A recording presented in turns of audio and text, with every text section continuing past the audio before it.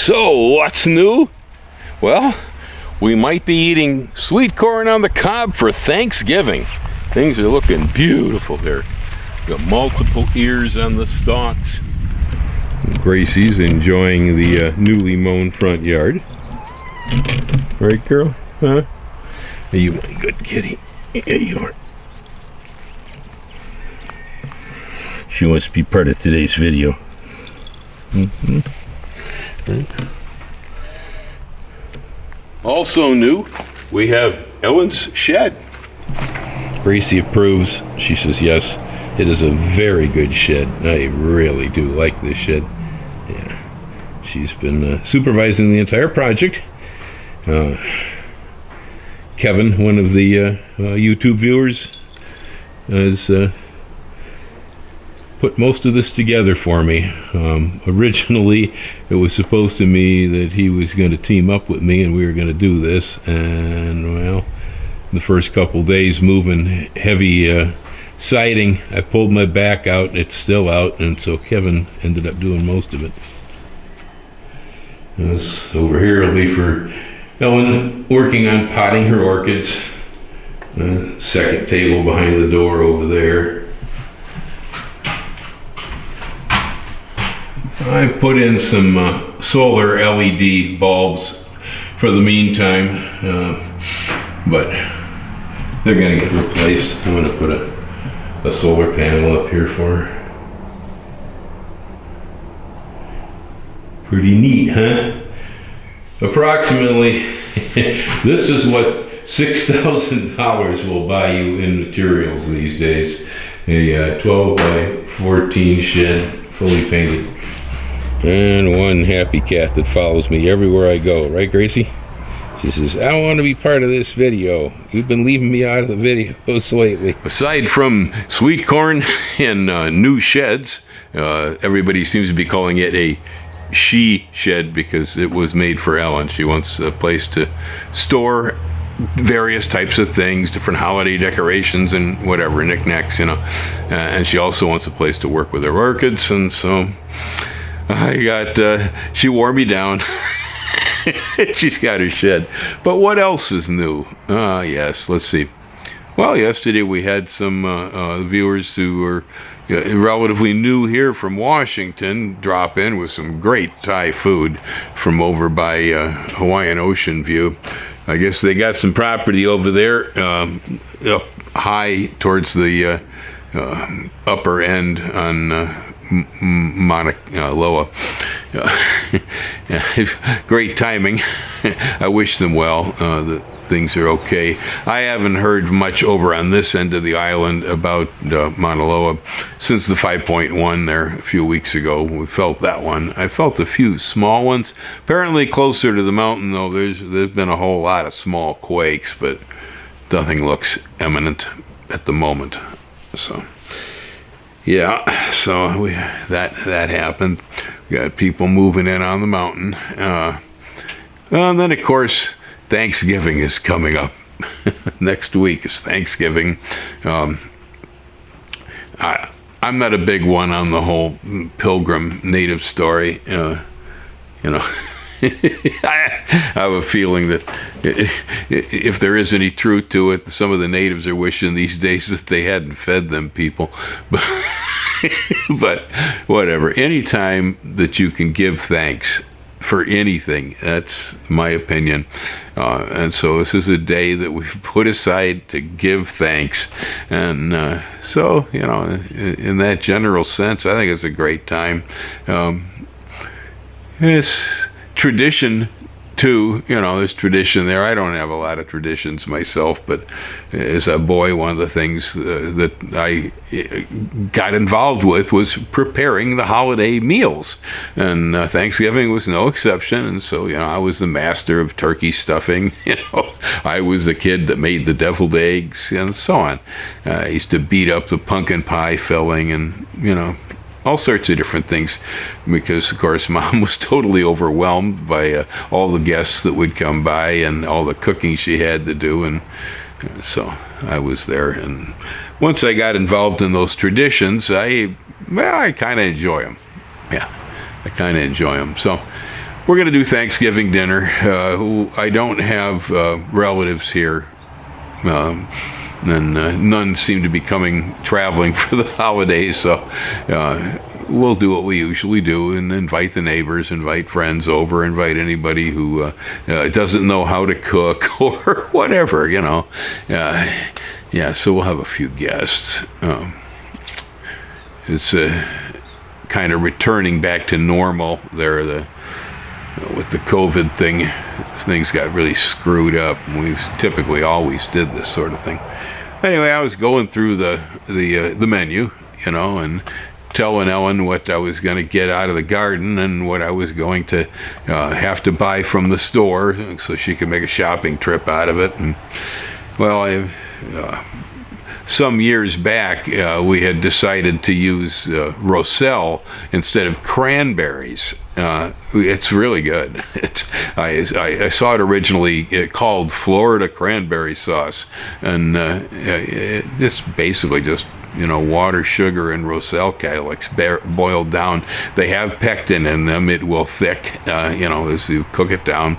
It'll sort of gel like cranberry sauce will, and it's tart and tangy, and it works really well with turkey on Thanksgiving. So if there's anybody out there, who wants to try that, who's living anywhere where you can grow Roselle, give it a shot. I think it's pretty cool. And if you happen to be Swedish and you don't have any lingonberries around, to go with your Swedish meatballs and lutefisk, it works for that too. Anyway, so, going on down the list, and what do I have here, and what do we got to buy? Well, I don't raise turkeys anymore, so she had to go out and find one of those in the store. But, we raise a lot of sweet potatoes. Okay, I got a lot of sweet potatoes here. But the mainland orange jewel type, the classic sweet potato. I do have some around, but I'm not exactly sure where they're at this point. And so mostly what I had was what I call it's a local native yellow. It's a somewhat starchy yellow potato with a red skin. That's this guy here. I think it might even been sold to me originally as Molokai yellow. It's an indigenous sweet potato. And then I also have lots of these. That's the Okinawan purple. Yeah. But I also have another one that's pure purple, skin and all, like a grape. I call it a Japanese purple. The neighbor gave it to me. I don't really know what it really is, but it's a grower. But I was thinking, let's do the traditional thing, that orange sweet potato. I couldn't figure out where my orange ones were at in the whole mess out there, and I said, okay, Ellen, give me some sweet potatoes. Well, Ellen calls me from Hilo with bad news. She says, my goodness, the price of sweet potatoes, I think you said it was like $3.89 a pound or something. She put one medium-sized potato on the scale, and the potato would have cost us about $1.85, nearly $2 for a silly sweet potato. I'm thinking, man, oh man, my history with sweet potatoes is I love them, okay? And I've been eating them my whole life, but I eat the fresh ones. I don't eat that canned stuff, but I've had experiences where either school lunch programs maybe, or other folks, eating at somebody's house, they'll put these nasty old canned things up in front of you, and boy, well, that's what happens if I'm, say, like, I'm going to Thanksgiving dinner and I have cooked the sweet potatoes, and I bring them and I put them down and nobody wants to touch them. What's the matter? These are good sweet potatoes. Oh, we hate sweet potatoes. Oh, really? Yeah. Have you ever had fresh ones? Well, no, I think we usually eat them canned. Try. And then the reaction is like, usually pretty incredible. They go, oh man, these are really good. Yeah, they are. It's sort of like peas, people with peas. I meet a lot of people that, I hate peas. Oh, no, I hate peas because they've been eating them out of a can their whole life. You offer them a fresh pod right in the garden, shelled, and, they don't want to touch it. No, I don't like peas. No, try it, Whoa, what a difference. Well, it's sort of that way with sweet potatoes, but considering the fact that when I make them, half the people turn their nose up at them, I'm not about to pay $2 a piece for the spuds. It just doesn't make any sense. Plus, I know there's been some crop failure problems, and even our local crop here, which isn't the orange one, there's been a problem with an insect boring into the potatoes and so on. There's been issues, but I resent the fact that I believe they've been jacked up artificially for Thanksgiving because they know that we're going to need sweet potatoes, so they're going to see how much we can get out of them.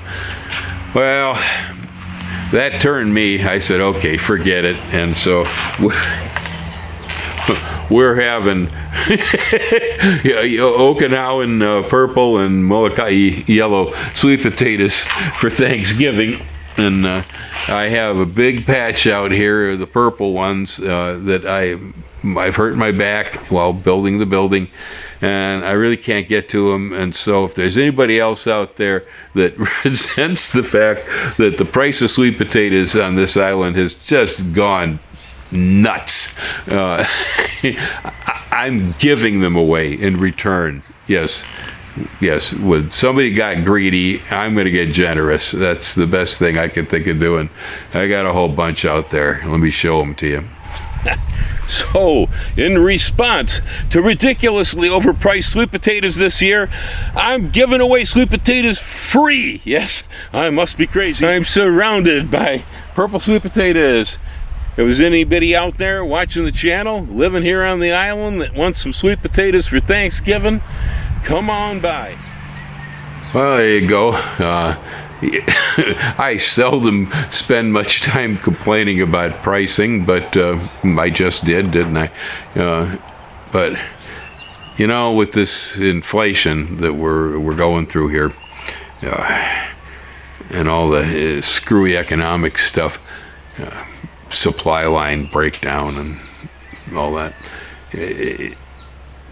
it really definitely emphasizes the fact that, as I've said many times, money is an abstract commodity. It has no absolute value. Don't get too hung up on what it might be worth or what you're worth in comparison. Because of this in economic time, I'm hearing a considerable number more people complaining at me in casual conversation about how expensive everything is, and especially in regards to, oh my God, it's so expensive here in Hawaii. I hear that one a lot. Yeah. And, well, apparently I have a different approach, a different philosophy, I guess, about money, economics, and so on than most Americans do, because, frankly, I haven't really noticed it. It's not to say I'm stupid. I drive by the gas station in my electric car, and I see the price of gas. It's around $5.17 a gallon or something like that around here lately. And I see that one. They tacked about $10 on my 2-month water bill over here with the county because of the price of diesel. They're increasing the pumping fee, and so I'm paying a little extra on my water. I noticed that one. And I certainly noticed the sweet potatoes. Absolutely. Yeah. But, I do resent it when I think I see prices being artificially jacked just because of greed and fear. Yeah, that really gets under my skin. Now, when you got, whatever sort of business it is, and the materials coming in the one side that they're converting have gone up, and the labor's gone up, and so they're marking it up on this end. I kind of got a feeling, for about how much things have gone up and so on. And that, of course, what's to object? it's silly. It reminds me of when I was a young man and I worked for a plastics printing firm printing plastic bags, and every day when I went to work, I'd walk by a whole row of machines where ladies were actually making the bags, on these machines. And, I'd greet them all as I came through, and they'd stop me and have a word or two as I was passing through. And it never failed. It never failed. Oh, it's so hot. Oh, it's so hot today. Oh, when will it ever stop raining? Oh, my God, it's so cold. Oh, the snow is so deep. This is in Chicago, a Chicago suburb. And, of course, the weather in Chicago is usually miserable. It's miserable more often than it's good. That's my opinion. I lived there for a long time, and I don't have too much to say about how good the weather is in Chicago. It isn't. They call it the Windy City, but it's Saskatchewan in the winter, and it's Louisiana in the summer. That's kind of how Chicago is. But these people, ladies, they'd be complaining every day. Doesn't matter. Whatever it was about the weather, they'd be complaining about it. Well, initially I, play the social game and go, oh, yeah, I know, boy, it's hot, boy, oh, boy. Just agree with them. That's all they were looking for, was acknowledgement, I guess, that they were alive and somebody cared to listen to them. But I started thinking about it, after a while. I going, wow, them ladies, almost every day they come in here complaining about the weather, because the weather in Chicago is bad almost every day, and they really seem to take it seriously. It affects the way they feel about their lives and the day, that their mood tends to be set about what kind of day is this, not by their astrology, it's set by the weather and report in Chicago. I go, well, that's nuts. I'd be depressed all the time if I was, balancing my internal feelings about life against the weather in Chicago. And it was a good lesson. Yeah, I learned, to disconnect myself from the external things that were coming at me, no matter how rough they might be, is to realize that that still doesn't necessarily mean that there's any storm in here, so to speak. Could be storming out there, but it could be dead calm right here for a while. Yeah, that's important to know, the separation between yourself and the lousy weather in Chicago. Well, economics is very much the same. People seem to make a sport out of complaining about pricing, about how expensive everything is, as if they're constantly being, gouged or put down by somebody or whatever. In some cases you are being gouged, but in most cases it's just the way it is. I know here on this island, I don't pay much attention to cost. I know that everything that gets here either had to get here on a boat or it had to get here on an airplane if it didn't swim in and someone caught it on a long line offshore, And so everything's got an additional charge on it. To say, oh, it's so expensive in Hawaii, it's like, yeah, what else is new? If we had to fly everything into Kansas, or bring it in a boat, it'd be more expensive there too. Of course, my memory of what pricing might have been some other place at some other time isn't good. And the last place I lived for years was California, where pricing is probably about as ridiculous as it is here in Hawaii, for maybe even less good reasons. But it's futile. There's almost nothing anybody can really do about it, Now, when I start complaining about the prices of things around here, what did I do? I went out in the garden and I dug some sweet potatoes. That's what I did. The point I'm trying to make, again, is back to independence, that the more independent you are, the more self-sufficient you are as far as your needs, whether it's the energy that your house runs on, the fuel for your car, the food you're bringing into your house, right? This stuff tends to insulate the individual from the big wheels outside the gate to some extent. I don't get crushed nearly as bad, and I don't feel this type of stuff nearly as bad. But I have to realize, just like those ladies complaining about Chicago weather, that the futility of complaining about the cost of anything, really, especially here. There's no point in it. I personally never even think about it. What I think about is what's the utility, what's the purpose, what's the value. Is this something I need, or is this just something I want? If it's something I need, the price is irrelevant. I need it. Not to say I might not shop around, but heck, when we put the solar stuff on the house and I sent bids out, we took the most expensive bid. Took the most expensive bid because they were using the best equipment. That's why it was the most expensive. And the other guys were using the cheap stuff, so it looked better. And, sometimes this property was about twice, what I wanted to pay, and probably twice what the comparables were in some of the other areas nearby here. But boy, I never regret having spent that. Never regret it. I have to realize that instead of looking at the incremental increases and decreases in prices and stuff, when I'm judging how is my economy operating, I actually look at it by cash flow. That's how I look at pretty much everything. I don't care what the cost of anything is. Not really. It's unimportant to me. What is important is the money coming in faster than it's going out.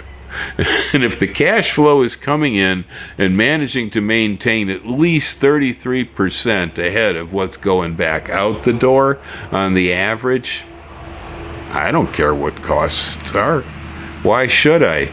Like I said, money's an abstract commodity. It has no actual value. It's the same as that all materials we buy with money have no absolute value whatsoever. But whatever they can get for them, or whatever they think they're worth, that's pretty much how it is. And so, taking that into consideration, I would say the best way to look at the whole thing is if it's moving in faster than it's going out, doesn't matter what the prices are. And if it isn't moving in faster than it's going out, well, you do have a problem. And I understand with the amount of credit card debt in the United States, this apparently is very common. A lot of people, it's going out faster than it's coming in. The only suggestion I have in that regard is increase the volume coming in. I always figured if everything was too expensive, that I needed to make more money. So, yeah, I was kind of an epiphany for me. So that's new, really. I've always known there was a difference in the way other people saw their economies than the way I viewed things. But I think I finally, sort of put my finger on what the difference was. Yeah, I'm not looking at this incremental price structure thing. Pricing is whatever, it's irrelevant almost. Yeah, it's the flow. And I would suggest with others to take a look at that and see, if your cash flow is greater than the outflow, you're in real good shape. You got nothing to complain about, and the price of anything that you're buying really isn't that important, as long as cash is flowing in faster than it's going out. Yep. And otherwise, the tilapia are doing fine. Hang loose, folks. Aloha. That's new.